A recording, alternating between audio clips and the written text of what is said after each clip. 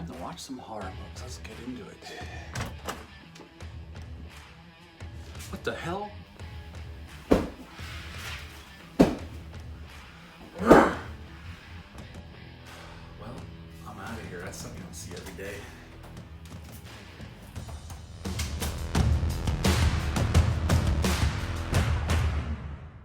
Hey, welcome back to the channel. I hope everyone's doing well out there, and we're heading into outer space, folks, for Jason X. Yes, this movie came out April 26th of 2002. Although it was shot and completed in 1999, it was supposed to be released in 2000, but it sat on the shelf because New Line had a regime change and they weren't really interested or worried about releasing this film. Now, Jason Goes to Hell came out in 93, and Sean Cunningham was trying to get Freddy vs. Jason made at New Line. But then Wes Craven came along, was going to make New Nightmare, and Jason was kind of just sitting there. So eventually in the late 90s, they started talking about making another Jason film until they can get a script they liked for Freddy vs. Jason. So this was the result. Now, Todd Farmer wrote the script for this film. Todd Farmer went on to write for My Bloody Valentine 3D, Drive Angry, and a couple years ago had a movie called Trick that came out that he wrote as well. And he's also in this film. He plays one of the Marines in a brief part before he gets killed by Jason. This movie's rated R. It's an hour and 32 minutes long, had a budget of $11 million, and upon release it made 13.1 in the United States and 17 total worldwide. Although when it hit the DVD market, it made 3 times its production budget back on DVD sales and rentals. So it was profitable once it hit the market, the home video market. Now, James Isaac directed this film. James Isaac actually had worked with Sean Cunningham before. He was a visual effects supervisor on Deep Star 6, which I reviewed on Friday. So they all kind of knew each other, and Kane Hodder's back as Jason. And David Cronenberg makes an appearance as Dr. Wimmer in the beginning of the film. And basically, when we start the film, it's 2010, and we're at Camp Crystal Lake Research Facility, where Jason has been under scientific study for a long time. They tried to kill him. The main actor is Rowan. Her name is in the movie. Explains how they tried to kill him several times, but David Cronenberg's character is interested in doing more research about how we can keep regenerating body parts, coming back to life, not be able to die. And we see Jason chained up in this room with a guard watching him, and Cronenberg and these military guys come in, and under the blanket is the guard that Jason killed, and Jason's on the loose, kills everybody and David Cronenberg except for Rowan, and they get frozen cryogenically.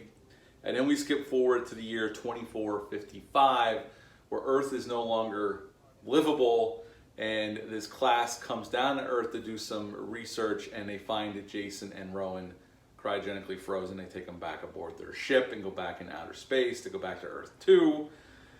And you know where this is going. Eventually Jason thaws out, but Rowan gets thawed out first, and she kind of, once Jason gets going, which we get that awesome kill where he cryogenically freezes that girl's head and smashes it on the table, which is probably the best kill in the whole movie. There's a few cool kills in this film. And from then on out, she's kind of tells everybody what Jason was, although some of them had heard of him. They do some research, and the main teacher's trying to sell him cryogenically frozen for some money, for profit, which doesn't work out because he defrosts. He gets up and starts killing everybody. So basically we take the Friday the 13th formula and put it on a spaceship. And usually outer space is where franchises go to die. Now, this film was a result of waiting around for Freddy vs. Jason to be made, so they decided to make a film, like a one-off Jason movie, before they got on to what they really wanted to make, which was Freddy vs. Jason. So that's why this film came about. And honestly, Todd Farmer, if you see interviews with him about this film, he envisioned aliens, although with Jason, in outer space. Something they can make kind of cheap, and they did. $11 million for what they were trying to do here was extremely cheap, and the movie even kind of looks cheap when you watch it. Kane Hodder obviously was the one holdover that came back, and as the movie goes along, it's just Jason against these space Marines that are trying to kill him. He kills them all, except for one guy who survives. And then Jason gets blown up by this robot, KM, who one of the students had created, and it gives her an upgrade, and she kills Jason, but their nanotechnology puts him back together, and we have Uber Jason. It's a pretty cool design. It's not my favorite. And then probably my second favorite part of the whole film is this virtual reality, and they try to trick Jason like he's back at Crystal Lake, and these two girls show up and he beats them, one in the sleeping bag and beats the other one while she's in the sleeping bag. And that's a cool callback to part 7. And then Jason gets blown out in outer space and he lands on Earth 2 as a shooting star, and that's the end of the film. I remember seeing this in the theaters when it came out. I was kind of excited about it. This film's not the greatest. It's not the worst in the franchise. It's not worse than Part 8, and I think it's a little bit more entertaining than Part 5, although it's not a great film by any stretch. The beginning of the film I like on Camp Crystal Lake, before we time jump into the future. Some of the initial stuff on the space station and the Marines looking for Jason and getting killed off one by one. And we get that one guy gets put on the corkscrew and just the big, well, it's a digging blade, and he kind of corkscrews all the way down. It's pretty cool. There's some cool kills here, and Kane Hodder looks good as Jason before he gets Uber Jason. Again, Uber Jason's not my favorite. But the movie kind of wears out its welcome going into the final act. It really does. I think it loses steam, even though it's an hour and 32 minutes long. They could have shaved 10 minutes off this film, honestly. There's not enough here, and it's not interesting enough. Once we get past the initial Jason defrosts and starts running amok, and then we get into the last act, and it kind of loses itself, and it's not very interesting or entertaining. But the first 3/4 of it's pretty entertaining. And the main actress that plays Rowan is really good, and Kane Hodder's good, and some of the other actors are good, some of the actors aren't so good. The digital effects have not aged well. They weren't that great back in 2002 when this was released, but they really haven't aged well. And in high def, they look not very good. There's some scenes that are just look like out of PlayStation video games. That's how bad it looks. Some of them aren't as bad, and this is the first Friday the 13th film or Jason film that used digital effects, obviously, because they never did before.